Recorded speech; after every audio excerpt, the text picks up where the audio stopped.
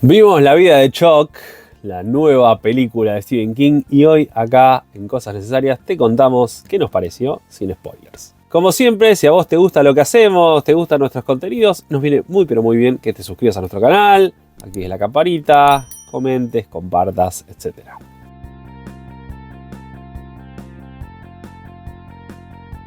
Esta es una reseña diferente, porque, bueno, la realidad dice que La vida de Chuck salió ya hace varios meses. En Estados Unidos se estrenó el 6 de junio, primero de una forma limitada, el 13 de junio de forma masiva, y ya de hecho está en digital. Todavía no está en ningún servicio de streaming, por lo menos de los legales, pero sí ya está en digital. Y sin embargo nosotros nos aguantamos. ¿Por qué?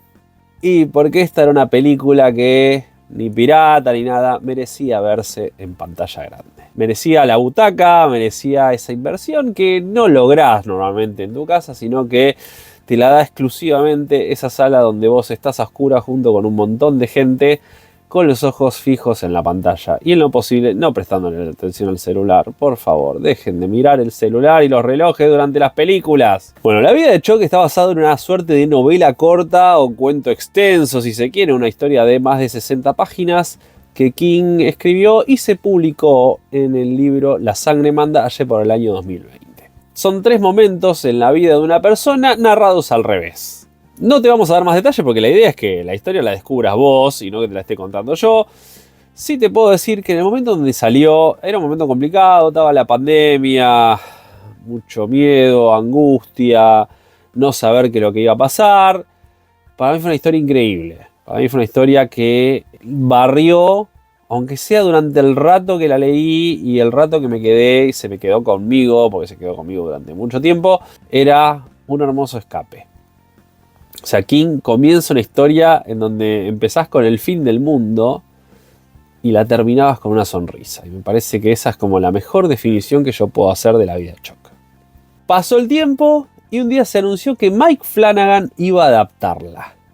Eso ya le daba un lindo marco. Mike Flanagan es un tipo que ya había hecho el juego de Geralt, que terminó siendo una adaptación recontra decente. Luego había hecho Doctor Sueño. A mí personalmente Doctor Sueño me había encantado. Y ahora arrancaba con esta. Por supuesto, mientras tanto seguimos esperando que haga La Torre Oscura. Y en la actualidad está filmando una serie de Carrie.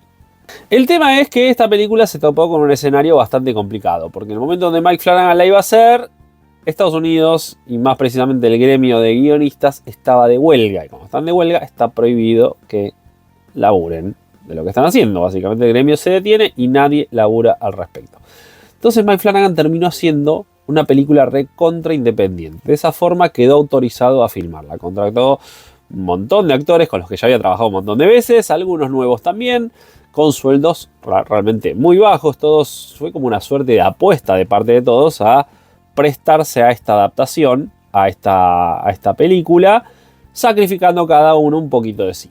Era una película que era también muy difícil de financiar. Mike Flanagan no podía ir a buscar a las grandes distribuidoras y demás con presupuestos de varios millones de dólares, ¿no? Tenía que realmente ser una película completamente independiente, si no, no la hubiese podido filmar en ese periodo hasta que se levantara la huelga. Así que bueno, se cargó todo al hombro, le dio para adelante y así fue como terminó esta película, que es una película chiquita, que tuvo su primer estreno durante el Festival de Toronto del año 2024. Hubo una red carpet ahí, apareció King, estuvo también Mark Hamill, hubo unos cuantos del cast, estaba Tom Hiddleston, que es el papel principal, estaba Bob Tremblay, que es el chico que hace el papel de Chuck cuando es niño, en fin, tuvieron casi todos, y a la película le fue muy bien en ese festival, al punto que terminó ganando el premio al People's Choice. O sea, la gente la eligió como la mejor película del festival. Y ya se había empezado a hablar que era ese premio ya la encaminaba como una potencial ganadora del Oscar. ¿Qué tal, Bueno, como datito de color, hubo un intento para estrenarla en Argentina en un festival en esa época. Pero bueno, no progresó porque justamente ya tenía más o menos el circuito aceitado y elegido. A comienzo del año 2025, Neon adquirió La vida de Chuck para ocuparse de la distribución dentro de Estados Unidos y anunció al toque que se iba a estrenar cerca de mitad de año. Y así fue como llegó a la sala de Estados Unidos el pasado 13 y 6 de junio. Mientras la esperábamos, nada, iban saliendo fotografías, vinieron los primeros teasers, vinieron los primeros trailers. La manija era total, la verdad que lo que veíamos recontra prometía.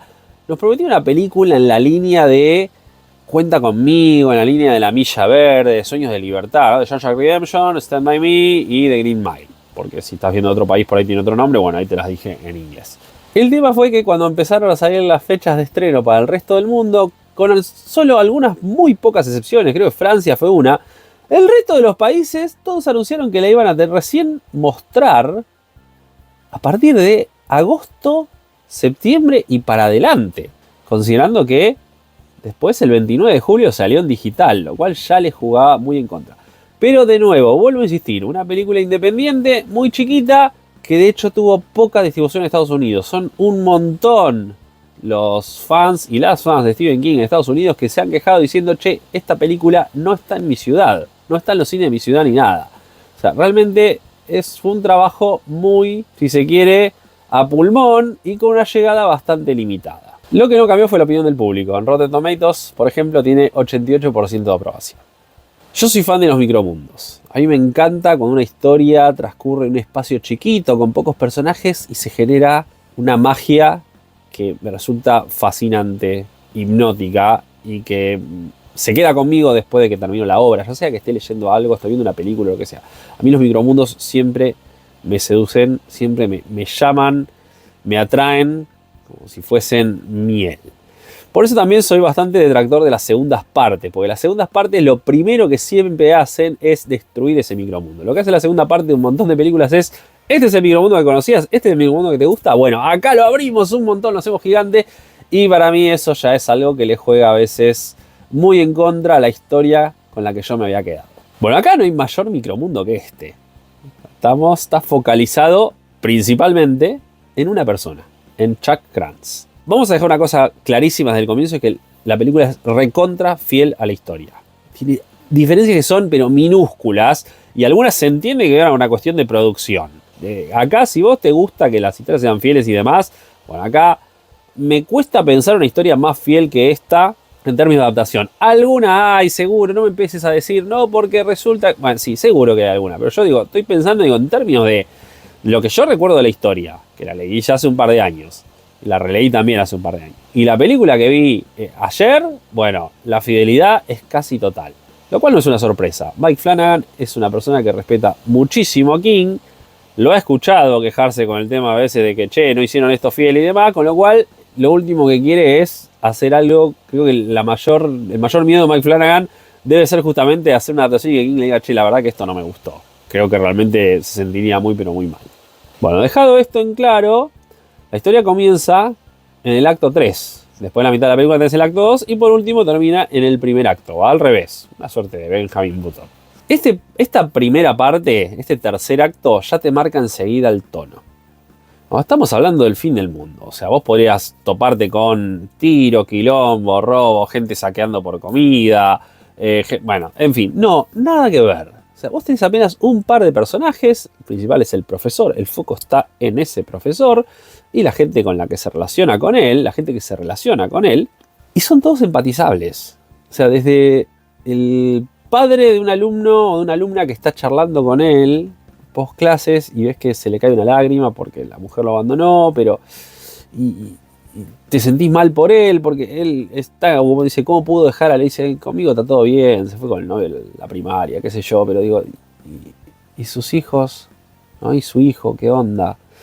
Y ya eso te marca, el profesor también, la mujer en el hospital, el colega, el compañero de la mujer en el hospital también, lo mismo. O sea, vos vas viendo un pequeño vistazo de esta gente en un escenario donde sabes que, listo, estamos camino hacia el fin. Y todo esto alternado con un par de carteles que empiezan a aparecer, algunos en la calle, un aviso en la radio y demás de gracias Chuck, 39 maravillosos años. ¿No? Y, che, ¿quién es este Chuck? Trabaja en un banco, en fin, bueno, no sabes. Es toda una parte muy bien llevada. O sea, vos arrancás donde te dije, arranca en la escuela y sabés que ese primer pacto es el final, va a ser el final del mundo. Y la verdad que, a ver, es triste, por supuesto, pero también está muy, pero muy bien llevado, es muy gratificante y transmite exactamente la misma sensación que da el relato de Stephen King. Ahí corta y tenemos el segundo acto. El segundo acto tiene que ver con un baile. De nuevo, ahí lo tenés a Chuck. Ahí lo tenés a Chuck, tiempo antes de los hechos presentes en el acto que acabas de ver. Está en un viaje de negocios, en el libro estaba en Boston. Acá no queda claro si es en Boston, la filmaron en Alabama la película, así que no, pero bueno. Y también, de nuevo, el tono inmediatamente. El día hermoso, soleado, espectacular, se nota como un día primaveral. Chuck está en un descanso de una conferencia a la que lo mandaron. Está usando su tiempo para sí. Tenés la voz en off de Nick Offerman, que nada, tiene un actor de voz que es hermoso y que al mismo tiempo te lo va mezclando con... Hay algún que otro chiste, algún que otro comentario que en algunos casos se condice con lo que va transcurriendo en la película y en otros casos es como que está suavizando una situación que en realidad en el film, en lo que está pasando en la realidad es más bien gracioso, más bien más brusco y te produce, te alegra. ¿Qué es lo que busca ese segundo acto? Ese segundo acto busca alegrarte, busca levantarte el espíritu y también, nuevamente, creemos que lo logra perfectamente. Acá tenés tres personajes que son los principales. Tenés, por supuesto, a Tom Hiddleston, tenés a Annalisa Basso y tenés a Taylor Gordon, que es quien toca la batería.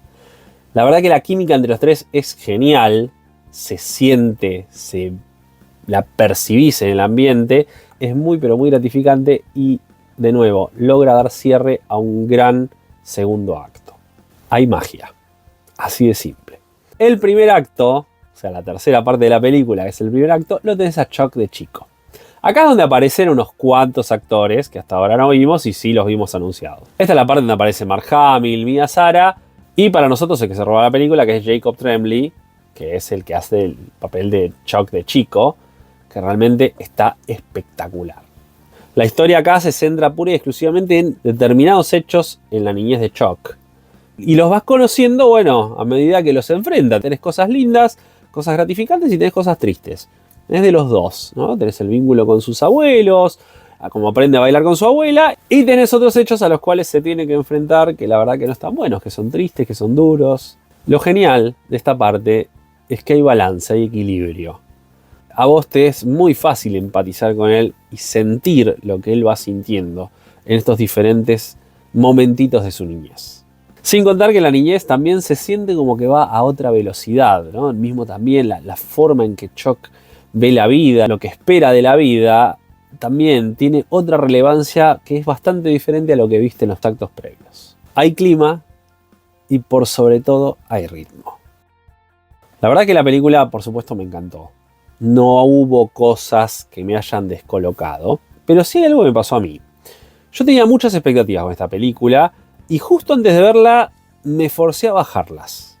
Porque por supuesto, no, Mike Flanagan, por más talentoso que sea, podemos agarrar el director que se te cante, nadie va a hacer la película que vos tenés en la cabeza, la que hizo tu cabeza cuando leíste la historia. Nadie, absolutamente nadie. Esa es como una huella digital, es única para vos. Y la realidad es, para mí la historia es brillante, entonces me forcé a, por más entusiasmo que tenía a partir de las escenas que había visto, no los trailers, porque los trailers pueden ser engañosos, pero las escenas, había visto unas cuantas escenas que Neon había revelado, las había subtitulado, las había visto varias veces, y la verdad que sentía como, che, esto está transmitiendo esa magia que me dio el relato, y me forcé a, che, bajéme un poco porque no te va a pasar igual. Y cuando terminó no tuve esa misma sensación. A ver, tuve una sensación de, che, me encantó lo que vi, es una gran película y demás, pero no a la altura de lo que había leído. Y entonces miré alrededor. Y alrededor me topé con gente, un montón de gente. También fui charlando con algunos, hay colegas, gente que conozco hace mucho tiempo y amigos también. Le digo, ¿y qué onda? Y gente que no había leído la historia, no había leído la novela corta de King, estaba deslumbrada. Estaba encantada, como diciendo, lo que acabo de ver es una locura, es magia. Y mi sentimiento cuando yo veía eso era, digo, y yo te entiendo porque, bueno, el relato a mí me produjo esto, la película también, pero un escalón más abajo. Y ahí tomé una decisión. Yo había prometido que la reseña la iba a subir inmediatamente. De hecho, hay un video mío grabado el día anterior de ir a ver la Van Premiere, donde estoy diciendo, bueno, acá me estoy preparando, mañana finalmente la voy a ver, que al final lo descarté y no lo voy a usar. Agarré y dije, no voy a hacer la reseña hoy, porque la voy a hacer sin dejar que la película se haya sentado un poco. Seguí mi jornada laboral, tuve un montón de cosas para hacer. A la noche fui a ver otra película, me invitaron a ver la nueva versión de Drácula de Luc Besson. Volví a casa tarde, comí, me fui a dormir. Hoy me levanté, tenía que ir a la editorial, y mientras estaba yendo a la editorial no podía dejar de pensar en La vida de Chuck. Y llego a la editorial, tenía que grabar cosas del podcast de La Corte del Rey, termino, voy caminando a nuestra librería y tampoco pude dejar de pensar en la película. Y esto fue todo el día. Seguía pensando y sobre todo me sentía que me salía de acá, che, tengo ganas de volver a verla. Ahí la película hizo algo que me produce muchas ganas de volver a verla. Pero de nuevo, no iba a verla digital. La película se estrena la semana que viene, y va en premiere, estamos sorteando entradas, guiño, guiño, así que es hora de que vayas a nuestras redes, cuando termine esta reseña, no ahora. Y quiero volverla a ver en pantalla grande. Ayer terminé de ver la película y al margen lo que me gustó y todo lo que te acabo de decir, me dejó un poco triste. Hoy, ya viéndola dejado reposar un poco en mi cabeza, me la pasé todo el día pensando en Chuck, en su vida, en lo que me había mostrado la película. Y después de estar todo el día pensando en la película, me di cuenta por qué. Y es que esta es una película que necesitamos.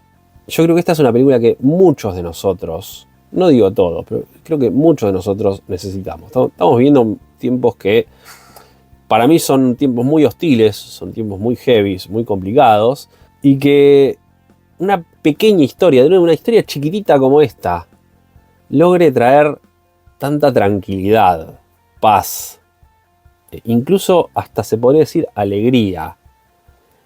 Me parece súper importante. Y lo mejor de todo es que eso que genera la película no te lo puede quitar nadie. No te lo puede quitar nadie. Y me parece que es donde realmente ahí sí me paro, lo aplaudo a Mike Flanagan y digo, la verdad que lograste ese sentimiento que me transmite King en un montón de sus obras. Especialmente lo hizo, por supuesto, en La vida de Chuck. Y la película logró lo mismo. O sea, me hizo sentir reconfortado en tiempos donde no es tan fácil lograrlo. Y por eso, por supuesto, esta película está recontra aprobada. Y para mí es súper, súper importante verla en pantalla grande. Yo sé que ver en la casa es cómodo, quizás uno por la economía no puede, entiendo todas las razones que puede haber, pero para mí esta película era para ver en una pantalla gigante, en esa sala oscura, creando una magia que crea el cine, que yo creo que el hogar de uno tiene otras magias. Pero la magia de lo que logra la sala de cine no es una de ellas. Me resulta muy difícil pensar en una persona a la cual no le guste esta película. Por supuesto, habrá. Quisiera creer que a aquellas personas a las que no les guste hay una razón completamente interesante atrás, una razón que me gustaría escuchar y no uno del tipo de, no, porque el personaje en realidad no me lo imaginaba negro, o una de esas estupideces que tira tanta gente cada 2x3. Bueno, dicho todo esto, nada, espero que realmente de todo corazón, porque es una experiencia que yo disfruté mucho, espero que vos también del otro lado, cuando veas La vida de Chuck, la disfrutes tanto, pero tanto como yo. Chao. Por cierto, una cosa importante, mucha gente con esta película lloró, a moco tendido. Realmente le fue muy emotiva, etc. A mí en toda mi vida, yo solo lloré con una película en toda mi vida en el cine, y con lo cual dije, ¿esta logrará romper esa corteza que tengo? No logró romperla. Lo cual no quita que de nuevo haya salido encantado, y justamente hoy estuve todo el día medio taciturno pensando en ella, pero no, nunca al borde de las lágrimas, por lo menos a mí.